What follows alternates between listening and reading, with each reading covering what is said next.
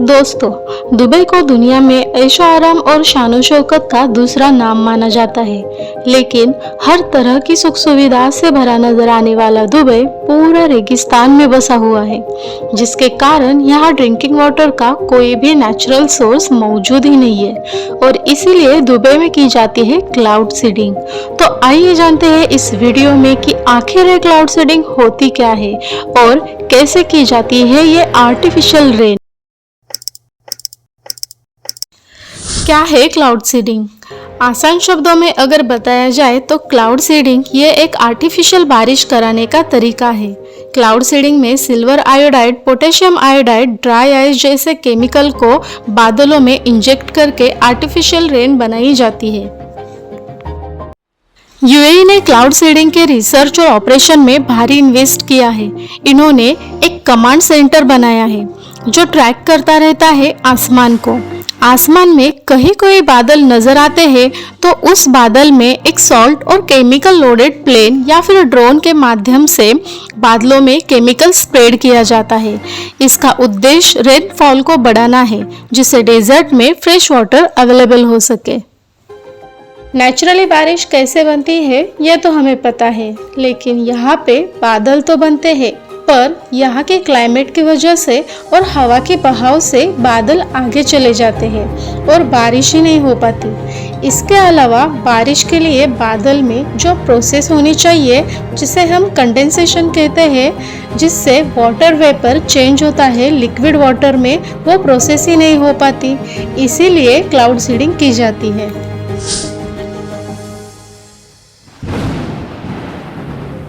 तो आइए अब हम ये जानते हैं कि यूएई में क्लाउड सीडिंग टेक्नोलॉजी से कैसे होती है बारिश। बारिश के लिए बादल यानी क्लाउड का होना सबसे ज़रूरी है, और बादल तो सिर्फ वाटर वेपर में होते हैं और वाटर वेपर को लिक्विड वाटर में चेंज करने का काम करते हैं ये कंडेंसेशन न्यूक्लियाई, जिसे क्लाउड सीड्स के नाम से भी जाना जाता है।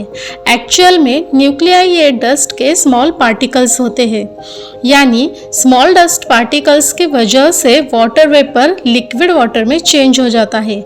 नेचुरली इसी प्रोसेस से तो बारिश होती है, लेकिन यूएई पूरा रेगिस्तान में स्थित है और यहाँ क्लाउड तो होते हैं, लेकिन क्लाउड में कंडेंसेशन न्यूक्लियाई यानी डस्ट के स्मॉल पार्टिकल्स नेचुरली नहीं होते। इसी कारण से क्लाउड में वाटर वेपर को वाटर लिक्विड में चेंज करने का कंडेंसेशन प्रोसेस ही नहीं हो पाता। इसी के लिए की जाती है क्लाउड सीडिंग।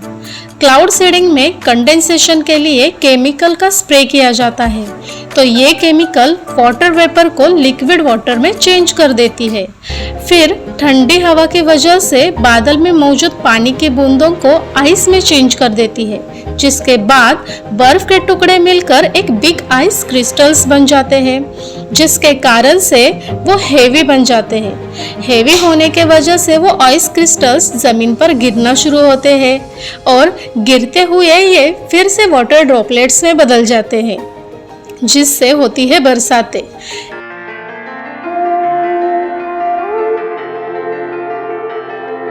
क्लाउड सीडिंग में मुख्य रूप से मौजूद क्लाउड में कंडेंसेशन की प्रक्रिया कराई जाती है, जिसके कारण बादल एयर फ्लो से आगे जाने के बजाय वहीं पे बारिश हो जाती है।